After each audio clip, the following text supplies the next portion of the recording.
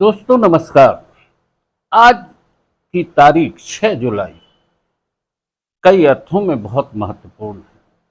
पहली तो ये कि नेताजी सुभाष चंद्र बोस ने आज ही के दिन 6 जुलाई 1944 को सिंगापुर रेडियो स्टेशन से अपने संदेश में कहा था। मोहनदास करमचंद गांधी के लिए जो संबोधन दिया था वह बताना जरूरी है कि उन्होंने कहा था राष्ट्रपिता महात्मा, यानी बापू को राष्ट्रपिता महात्मा गांधी बोलना पहला शब्द वहीं से शुरू हुआ था और उन्हीं ने ये उपाधि दी थी। आज सुभाष बाबू को भी याद करने का दिन है और आज डॉक्टर श्यामा प्रसाद मुखर्जी को भी याद करने का दिन। आज डॉक्टर श्यामा प्रसाद मुखर्जी की 125वीं जयंती पूरा देश मना रहा है। ये उनके योगदान को जिस तरीके से इतिहास में कम आंका गया उस पर भी चर्चा करने के लिए लगातार संवाद होना चाहिए, क्योंकि पुरानी पीढ़ी और नई पीढ़ी के बीच में एक बहुत बड़ा फासला हो चुका है। हमें सुभाष बाबू को भी समझना होगा, हमें डॉक्टर श्यामा प्रसाद मुखर्जी को भी समझना होगा। एक बैरिस्टर श्यामा प्रसाद मुखर्जी, वे लगातार स्वतंत्रता आंदोलन में भी रहे और आंदोलनों के अलावा उन्होंने जेल यात्राएं भी की, जेल भी जाना पड़ा उन्हें। और इसके साथ ही अगर देखा जाए तो वो एक ऐसे युवा क्रांतिकारी के तौर पर सामने आते हैं जो उन जड़ व्यवस्थाओं के खिलाफ खड़े होते हैं। वे स्वतंत्र भारत के पहले उद्योग और आपूर्ति मंत्री भी बने थे। ये भी एक बड़ी घटना है कि डॉक्टर श्यामा प्रसाद मुखर्जी जैसे व्यक्तित्व, जो कि भारत को आत्मनिर्भर भी बनाना चाहते थे और यहाँ भारत के आम जनमानस में एक देश एक विधान एक संविधान इस तरह के नारे लेकर भी निकले। राष्ट्रपिता महात्मा गांधी बहुत कुछ अर्थों में श्यामा प्रसाद मुखर्जी को एक बेहतर युवा, एक बेहतर नेतृत्व क्षमता वाले व्यक्तित्व के तौर पर देखते थे। ये अलग बात है कि मतभेद विचारधाराओं के होते रहे और दूरियां बढ़ती गई। हालांकि डॉक्टर श्यामा प्रसाद मुखर्जी ने भी भारत के प्रति एक अपना दृष्टिकोण रखा था। आज भी भारतीय जनसंघ से लेकर भारतीय जनता पार्टी तक उनके उस संकल्प को दोहराया जाता रहा। कश्मीर में धारा 370 का उन्होंने विरोध किया था और उसको उन्होंने हटाने की भी बात कही। वे कश्मीरी जनता की स्वतंत्रता के लिए बात करते थे। श्यामा प्रसाद मुखर्जी एक व्यक्तित्व, एक ऐसा नेता, एक ऐसा युवा, एक ऐसा बैरिस्टर, एक ऐसा कार्यकर्ता, जुनूनी कार्यकर्ता, उसकी भूमिकाओं को बहुत गंभीरता से समझना होगा और आज के युवाओं को समझाना भी होगा, क्योंकि आज़ादी का आंदोलन ऐसा नहीं था कि हाथ में रख के कोई ने आज़ादी दे दी।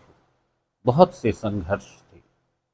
अगर सुभाष बाबू के संघर्ष को याद करें तो उनके संघर्षों का भी उतना मूल्यांकन नहीं हुआ जितना होना चाहिए। सुभाष चंद्र बोस, डॉक्टर श्यामा प्रसाद मुखर्जी, ऐसे युवाओं की एक जुनूनी ताकत ने ही भारत को आज़ादी की तरफ ले जाने का एक रास्ता बनाया था। हाँ, अहिंसा की बात करें तो राष्ट्रपिता महात्मा गांधी ने सत्य और अहिंसा की डगर पर चलते हुए अंग्रेजों को चुनौती दी। बंटवारे के विरोध में महात्मा गांधी भी थे और लगातार वे इसका प्रयास भी करते रहे, लेकिन जो होना था वो हो रहा था। कट्टरवाद कहीं न कहीं अपने तरीके से फैल रहा था। बहरहाल आज देश आज़ाद है। हम डॉक्टर श्यामा प्रसाद मुखर्जी को याद कर रहे हैं और नो न्यूज़ ऑनली व्यूज़ की तरफ से बस यही कहेंगे कि उनके संकल्पों को पूरा करने के लिए आज के युवा को भी आगे आना होगा, ताकि देश में एक बेहतर वातावरण बन सके।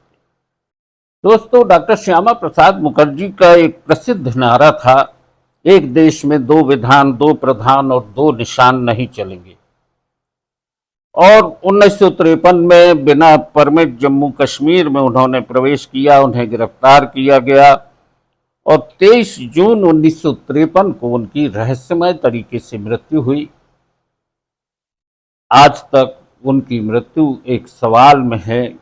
डॉक्टर श्यामा प्रसाद मुखर्जी की मौत किन परिस्थितियों में हुई थी, क्या वजह थी, क्या कारण थी, उस पर चर्चा नहीं हुई। उन्हें पर्याप्त चिकित्सा सुविधा नहीं मिली, ये भी आरोप लगते रहे।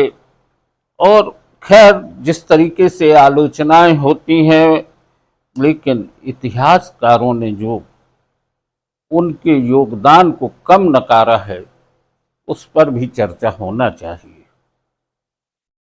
स्वतंत्र भारत में शुरुआती इतिहास जब लिखा गया, तो जिन नेताओं का सबसे अधिक उल्लेख हुआ, उसमें डॉक्टर श्यामा प्रसाद मुखर्जी को कम आंका गया। दोस्तों, ये बात मैं बार बार इसलिए कह रहा हूं कि आने वाली युवा पीढ़ी को यदि अपने स्वतंत्रता संग्राम सेनानियों के बारे में सही जानकारी नहीं होगी, उनके योगदान की जानकारी नहीं होगी, तो इस आज़ादी को बचाने की जो मुहिम है वो कमज़ोर होगी।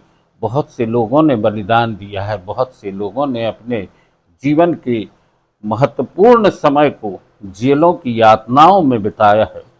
आज की चर्चा में यहीं तक।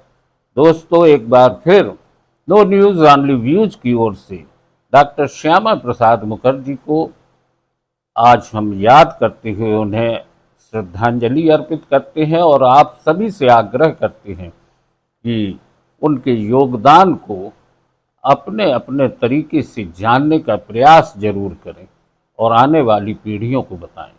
आज की चर्चा यहीं तक। बहुत बहुत धन्यवाद।